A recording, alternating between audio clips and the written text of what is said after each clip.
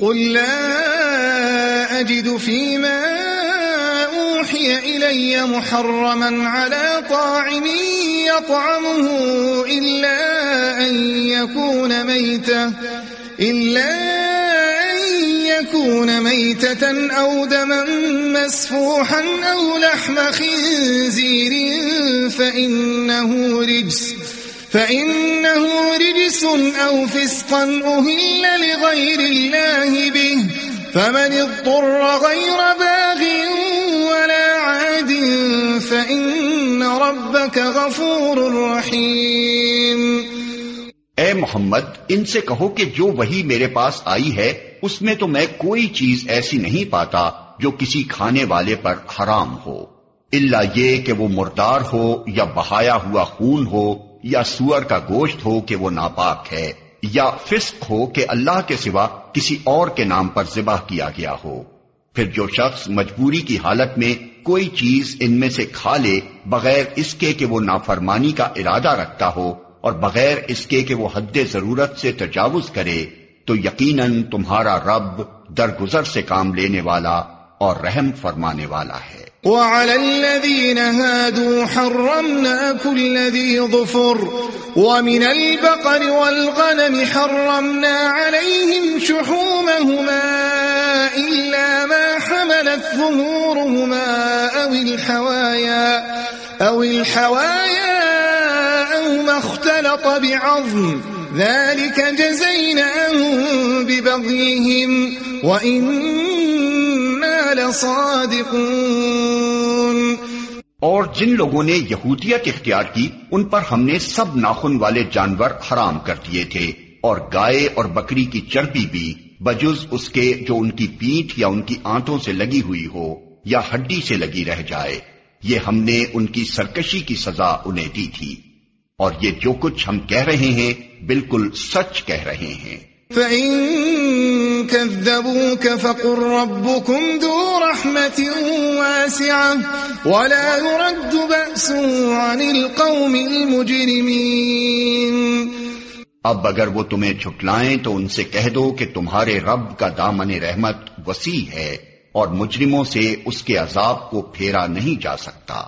سَيَقُولُ الَّذِينَ أَشْرَكُوا لَوْ شَاءَ اللَّهُ مَا أَشْرَكْنَا وَلَا آبَاؤُنَا وَلَا حَرَّمْنَا مِن شَيْءٍ كَذَلِكَ كَذَّبَ الَّذِينَ مِن قَبْلِهِمْ حَتَّى ذَاقُوا بَأْسَنَا قُلْ هَلْ عِندَكُم مِّنْ عِلْمٍ فَتُخْرِجُوهُ لَنَا إِن تَتَّبِعُونَ إِلَّا الظَّنَّ وَإِنْ أَنْتُمْ إِلَّا تَخْرُصُونَ۔ یہ مشرک لوگ تمہاری ان باتوں کے جواب میں ضرور کہیں گے کہ اگر اللہ چاہتا تو نہ ہم شرک کرتے اور نہ ہمارے باپ دادا، اور نہ ہم کسی چیز کو حرام ٹھہراتے۔ ایسی ہی باتیں بنا بنا کر ان سے پہلے کے لوگوں نے بھی حق کو جھٹلایا تھا، یہاں تک کہ آخر کار ہمارے عذاب کا مزہ انہوں نے چکھ لیا۔ ان سے کہو کیا تمہارے پاس کوئی علم ہے جسے ہمارے سامنے پیش کر سکو؟ تم تو محض گمان پر چل رہے ہو اور نری قیاس آرائیاں کرتے ہو۔ قل فللہ الحجة البالغة فلو شاء لہداکم اجمعین۔ پھر کہو تمہاری اس حجت کے مقابلے میں حقیقت رس حجت تو اللہ کے پاس ہے، بے شک اگر اللہ چاہتا تو تم سب کو ہدایت دے دیتا۔ قل هلم شهداءكم الذين يشهدون أن الله حرم هذا فإن شهدوا فلا تشهد معهم ولا تتبع أهواء الذين كذبوا بآياتنا والذين لا يؤمنون بالآخرة وهم بربهم يعدلون۔ ان سے کہو کہ لاؤ اپنے وہ گواہ جو اس بات کی شہادت دیں کہ اللہ ہی نے ان چیزوں کو حرام کیا ہے، پھر اگر وہ شہادت دے دیں تو تم ان کے ساتھ شہادت نہ دینا، اور ہرگز ان لوگوں کی خواہشات کے پیچھے نہ چلنا جنہوں نے ہماری آیات کو جھٹلایا ہے اور جو آخرت کے منکر ہیں اور جو دوسروں کو اپنے رب کا ہمسر بناتے ہیں۔ قل تعالوا أتل ما حرم ربكم عليكم ألا تشركوا به شيئا وبالوالدين إحسانا ولا تقتلوا أولادكم من إملاق نحن نرزقكم وإياهم ولا تقربوا الفواحش ما ظهر منها وما بطن ولا تقتلوا النفس التي حرم الله إلا بالحق ذلكم وصاكم به لعلكم تعقلون۔ اے محمد ان سے کہو کہ آؤ میں تمہیں سناؤں تمہارے رب نے تم پر کیا پابندیاں عائد کی ہیں۔ یہ کہ اس کے ساتھ کسی کو شریک نہ کرو اور والدین کے ساتھ نیک سلوک کرو اور اپنی اولاد کو مفلسی کے ڈر سے قتل نہ کرو، ہم تمہیں بھی رزق دیتے ہیں اور ان کو بھی دیں گے، اور بے شرمی کی باتوں کے قریب بھی نہ جاؤ خواہ وہ کھلی ہوں یا چھپی، اور کسی جان کو جسے اللہ نے محترم ٹھہرایا ہے ہلاک نہ کرو مگر حق کے ساتھ۔ یہ باتیں ہیں جن کی ہدایت اس نے تمہیں کی ہے، شاید کہ تم سمجھ بوجھ سے کام لو۔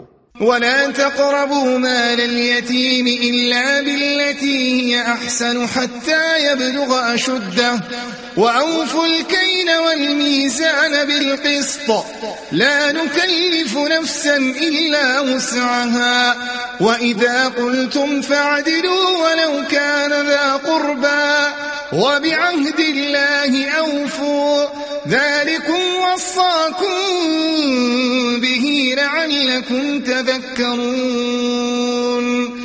اور یہ کہ یتیم کے مال کے قریب نہ جاؤ مگر ایسے طریقے سے جو بہترین ہو یہاں تک کہ وہ اپنے سنے رشد کو پہنچ جائے، اور ناپ تول میں پورا انصاف کرو۔ ہم ہر شخص پر ذمہ داری کا اتنا ہی بار رکھتے ہیں جتنا اس کے امکان میں ہے، اور جب بات کہو انصاف کی کہو، خواہ معاملہ اپنے رشتہ دار ہی کا کیوں نہ ہو، اور اللہ کے عہد کو پورا کرو۔ ان باتوں کی ہدایت اللہ نے تمہیں کی ہے، شاید کہ تم نصیحت قبول کرو۔ وَأَنَّ هَذَا صِرَاطِي مُسْتَقِيمًا فَاتَّبِعُوهُ وَلَا تَتَّبِعُوا السُّبُلَ فَتَفَرَّقَ بِكُمْ عَن سَبِيلِهِ ذَلِكُمْ وَصَّاكُمْ بِهِ لَعَلَّكُمْ تَتَّقُونَ۔ نیز اس کی ہدایت یہ ہے کہ یہی میرا سیدھا راستہ ہے، لہذا تم اسی پر چلو اور دوسرے راستوں پر نہ چلو کہ وہ اس کے راستے سے ہٹا کر تمہیں پراگندہ کر دیں گے۔ یہ ہے وہ ہدایت جو تمہارے رب نے تمہیں کی ہے، شاید کہ تم کجروی سے بچو۔ ثم آتينا موسى الكتاب تماما على الذي أحسن وتفصيلا لكل شيء وهدى